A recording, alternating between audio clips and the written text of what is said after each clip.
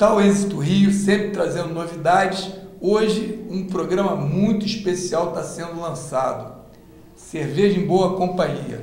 Falando em Boa Companhia, estamos aqui com Daniel Rocha e Valnei Oliveira, dois profundos conhecedores do líquido precioso, da cerveja, da loura gelada, enfim. Daniel, cerveja é um assunto que pode ser o próximo boom do momento? Acho que já é, né? Acho que já é. Acho que a fase da cerveja agora é a maior bebida na história, né? A nível cerveja. A cerveja está deixando de ser a bebida de massa e está passando a ser a bebida com glamour agora, como o vinho já é. Então a tendência do mercado cervejeiro agora é só crescer cada vez mais, né? Falar em crescimento, Valnei, 25% ao ano é da sua estatura o crescimento, né? Você tem hoje, no nível de mercado, não só do Brasil quanto do mundo, né, um aumento não só também da cerveja de massa, mas essa parte de aprofundamento da cerveja de alta qualidade, né? E é um mercado muito promissor que as pessoas hoje em dia estão realmente valorizando, né? E porque às vezes as pessoas abdicam de tomar cerveja e tomam outras bebidas por falta de opção mesmo. E hoje elas estão tendo esse tipo de opção no mercado. Há muito tempo era difícil, você chegava no mercado, isso a gente fala coisa de 2, 3 anos atrás, era difícil você chegar no mercado e encontrar algum rótulo diferente, né? Você só encontrava as básicas que a gente tinha aí. Hoje é fácil, você chegar em qualquer supermercado grande, inclusive, você vê ali 20, 30 tipos de cerveja diferentes. Então isso só mostra que o mercado brasileiro está se abrindo para esse tipo de produto. E a máxima que a população está bebendo cada vez menos e melhor, ela se concretiza na prática.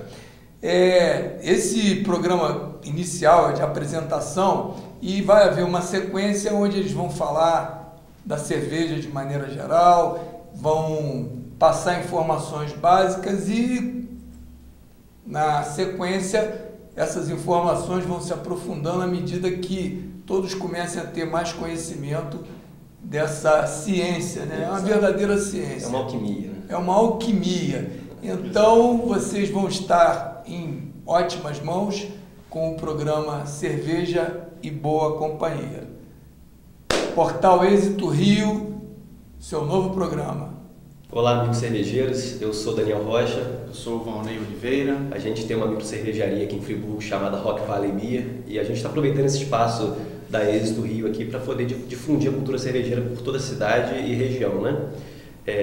A gente vai falar um pouquinho hoje sobre de onde nasceu a cerveja, como nasceu a cerveja. Muita gente bebe a cerveja e não faz ideia de como, na história, ela surgiu, né? Surgimento da cerveja, de que ela é feita, quais são os procedimentos que levam até o líquido onde a pessoa consome na sua mesa, né? Exato. O que a história conta pra gente, a princípio, é que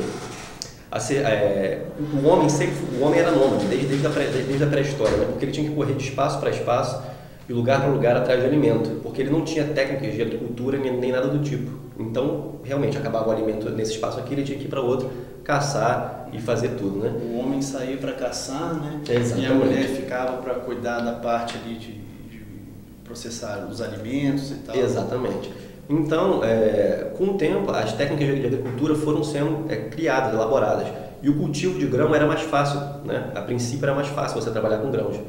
Então foram surgindo essas técnicas de agricultura, os grãos foram sendo plantados, principalmente cevada, o trigo também, né? E eles cozinhavam esse grão para tornar a alimentação mais fácil, né? Porque o grão era muito duro, então você cozinhando, você amolecia aquele grão e consequentemente você tinha um produto mais macio para você poder comer, né? E foi num desses processos que, por acaso, a história da cerveja é toda por acaso, né? Porque eles não tinham noção nenhuma de processo cervejeiro. E alguém colheu o grão, né? Armazenou esse grão num pote de cerâmica. E esse grão ele ficou lá sem produção nenhuma, ficou o tempo, né? Então provavelmente caiu uma chuva nesse grão, umedeceu esse grão todo, né? E quando acontece quando esse grão o de cevada ele é umedecido, esse grão de cevada ele é rico em amido. E conforme ele absorve água, ele começa o processo ali de transformação dentro dele. Esse amido ele começa a virar açúcar, né? E começa a germinar esse grão.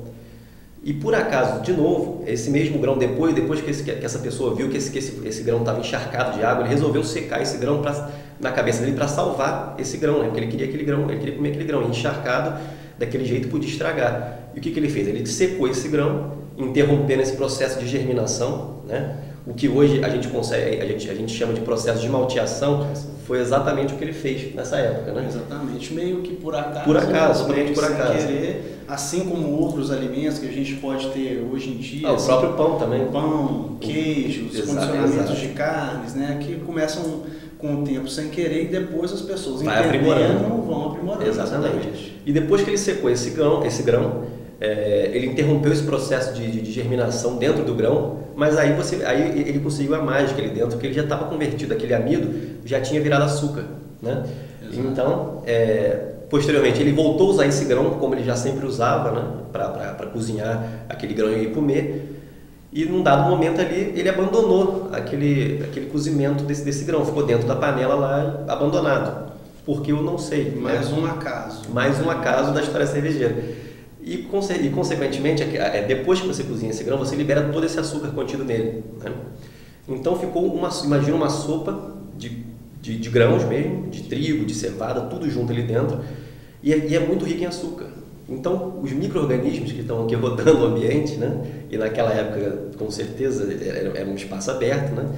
Então, esses micro-organismos se apossaram dessa panela cheia de comida, desse mingau, né? E começaram, e essa bactéria começou a fermentar aquele mosto, né? O mosto cervejeiro que a gente chama.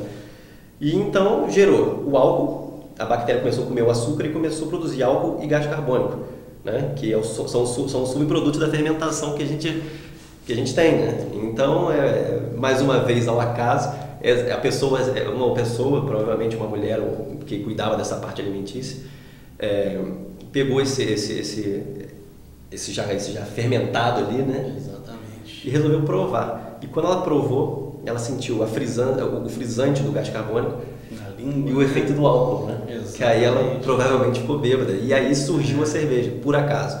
E depois disso eles foram, né, gradativamente melhorando esse processo, entendendo o porquê desse processo, mas basicamente repetição, muito por repetição também. Depois assim, como chegamos, né, nesse nível, aí começa a repetir de onde que vai. Exatamente. E aí depois, posteriormente, entendendo como que funciona esse processo. Exatamente. Às vezes não com o que a gente tem de base científica hoje, produção, com certeza não, mas de uma forma que eles conseguiam chegar a repetir os resultados finais daquilo, né? Exato. E dali se aprimorando. E outra curiosidade da cerveja é que a história dela não é uma história recente, né? A cerveja, muita gente pensa que a cerveja nasceu na Alemanha ou em países europeus e é mentira, né? Porque a cerveja ela é datada desde 6 mil anos antes de Cristo, né? Ou seja, é uma bebida muito antiga, né? É um dos fermentados mais antigos do mundo, né?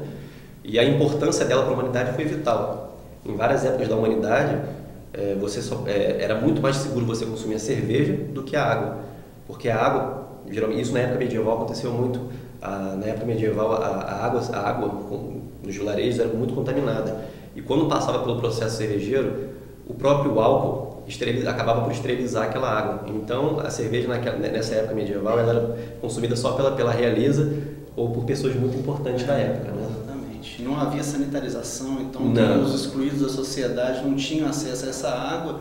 E pelo frio, a questão também, geralmente são as cervejas bem de países, né, tipicamente muito frios, né? Exato. E o álcool, além de dar o alimento, né, a cerveja, na verdade, exato, né, só o alimento, ela dava o álcool também, que é aquela, né, sensação de relaxamento e aquecimento do corpo também que a pessoa tem quando consome. E a outra curiosidade da cerveja na história é que ela é chamada de pão líquido, né? E isso ela pode ser chamada até hoje, porque o processo de fazer cerveja é praticamente igual ao pão, né? A cerveja leva água, o malte de cevada ou de trigo, pode usar também, lúpulo e fermento, né? E o processo de cozimento, tudo é muito parecido com o pão. Então, as calorias também da cerveja são bem parecidas com a do pão. Então, a cerveja é conhecida como pão líquido até hoje.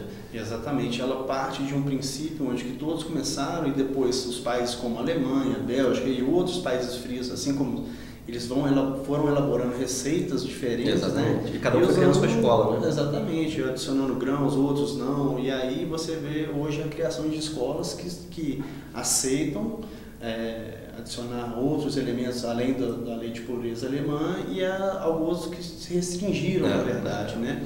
E que não é questão de restrição, não perder ou ganhar, mas é uma característica daquele povo que produziu aquela cerveja. Exato.